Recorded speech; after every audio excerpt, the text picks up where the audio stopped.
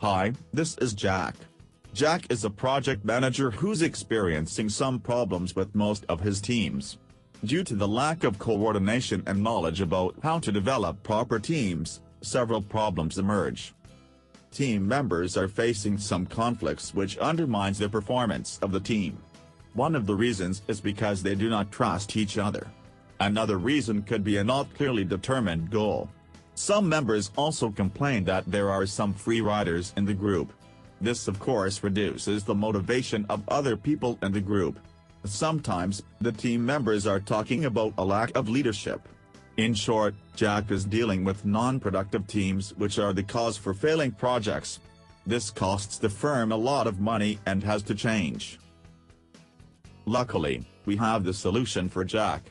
By using clearly defined stages, we introduced the Tuckman model to create a highly productive team. The Tuckman model is significant because it recognizes the fact that groups do not start off fully formed and functioning. Tuckman suggests that teams grow through clearly defined stages. They grow from their creation as groups of individuals to cohesive and task-focused teams. To cycle through the different stages, the theory is best illustrated on a graph which shows the link between group relationships onto the horizontal axis and task focus on the vertical axis.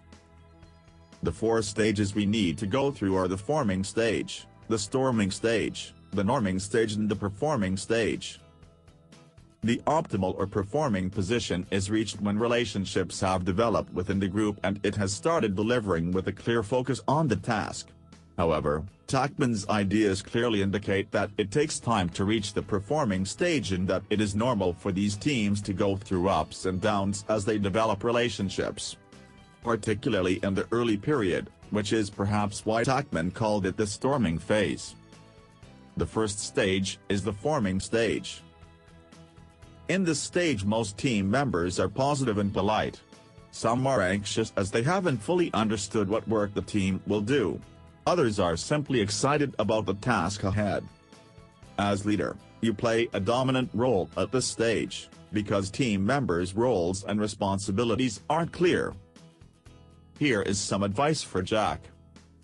It is very important here for Jack to direct the team, and establish clear objectives, both for the team as a whole and for individual team members. It is also important that there are not too many people in the team. Keep it small. The ideal size for a team is 6 members and it is important to cautiously select your members. The second stage is the storming stage. Here people start to push against the boundaries established in the forming stage. This is a very crucial stage because this is the stage where many teams fail. Storming often starts where there is a conflict between team members' natural working styles. Some may question the worth of the team's goal, and they may resist taking on tasks. Team members who stick with the task at hand may experience stress, particularly as they don't have the support of established processes or strong relationships with their colleagues. Here is some advice for Jack. Jack has to focus on establishing processes and structures and build trust between team members. When conflicts occur, he has to resolve them swiftly and provide support to team members who are less secure. The third stage is the norming stage. Gradually, the team moves into the norming stage. This is when people start to resolve their differences, appreciate colleagues' strengths, and respect the authority of the leader. Now that your team members know one another better, they may socialize together, and they are able to ask one another for help and provide constructive feedback. People develop a stronger commitment to the team goal, and you start to see good progress towards it. There is often a prolonged overlap between storming and norming, because, as new tasks come up, the team may lapse back into behavior from the storming stage. Here's some advice for Jack. Step back and help team members take responsibility for progress towards the goal.